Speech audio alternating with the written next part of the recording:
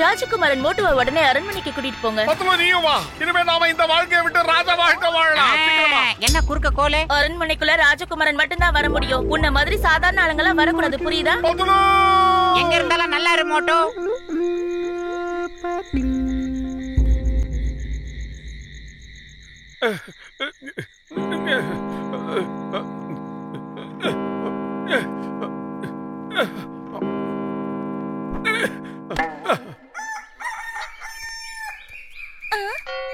ராஜகுமாரனுக்கு என்னவோ ஆயிடுச்சு.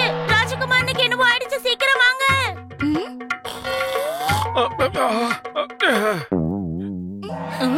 எனக்கு ஒண்ணும் ஆகல ராணி, நீங்க வருத்தப்படாதீங்க.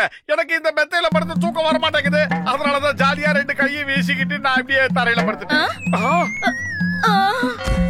நாம வந்த ஒரே நாள்ல மயங்கிட்டா. ஃபோர்க்க நீங்க இப்படிதான் பிடிக்கணும், அப்புறம் நைஃபா இப்படிதான் பிடிக்கணும். புரிஞ்சதா? புரியுது புரியுது. ஏயா கடவுள் தான் நமக்கு ரெண்டு கைய கொடுத்திருக்காருல, அப்புறம் எதுக்கு இந்த கத்தி போர்க்கு போர்க்களம்லாம்? இப்ப பாரு போர்க்களம் இறங்குறேன். இங்க பாரு மோட்டு, ஒரு ராஜகுமாரன் மாதிரி நடந்துக்கோ. இந்த மாதிரி அநாகரிகமா நடந்துக்காத, புரியுதா? நீங்க சொன்னா ஓகே ராணி. தொமரகையை எடுத்துக்கிட்டேன்.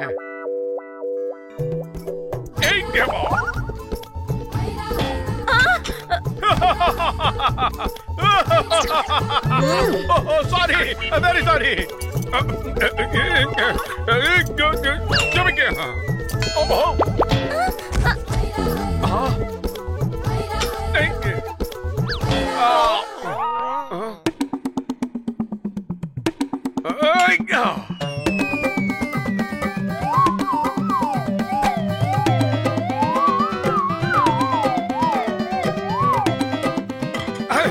யாருகிட்ட உன் வேலையா காட்டுற?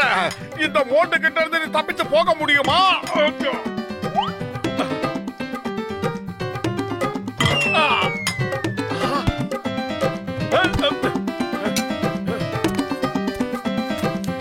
மோட்டு முதல்ல எழுந்துரு, வெளியே வா. அப்படியே செய்ற ராணி. என்ன காரியம் பண்ற?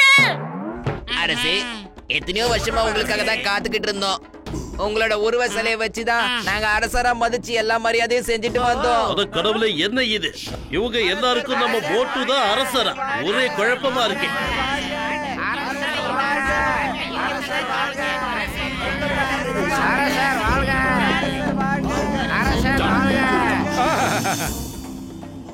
இங்க பாருங்க அரசரே, எத்தனை ஆண்டுகளா உங்க சிலை இந்த இடத்திலே தான் இருக்கு. இந்த இடத்துக்கு யார் அரசர் ஆனாலும் சரி, அவங்க இந்த சிலை கிட்ட எல்லாத்தையும் கேட்டு தெரிஞ்சுக்குவாங்க. அப்புறம் இந்த நாட்டு நடப்பையும் தெரிஞ்சுக்குவாங்க. எங்களோட உண்மையான அரசரே நீங்க தான்.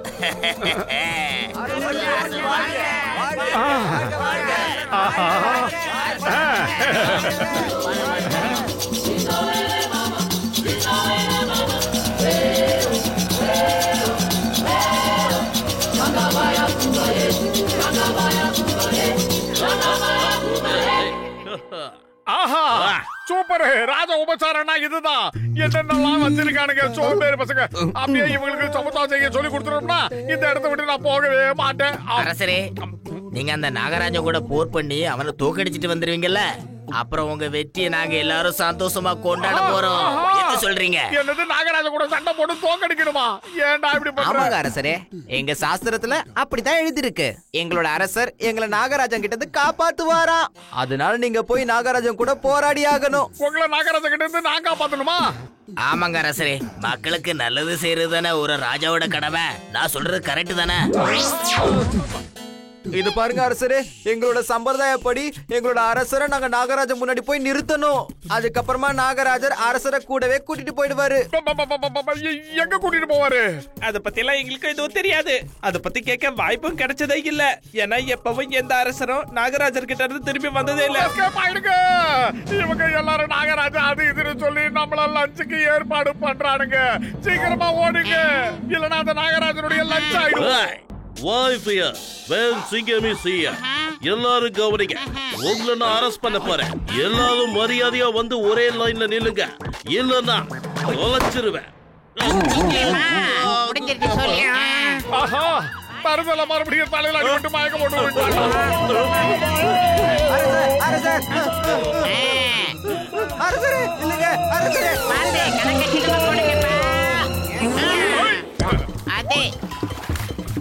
எஸ்கேப் சீக்கிரம் தள்ளு வந்துடா முந்திரிக்கா மண்டையா சீக்கிரமா பாவிங்களா சீக்கிரம் ஓட்டுங்க ஆஹா அவனுங்களும் படகுல துரத்துறானுங்க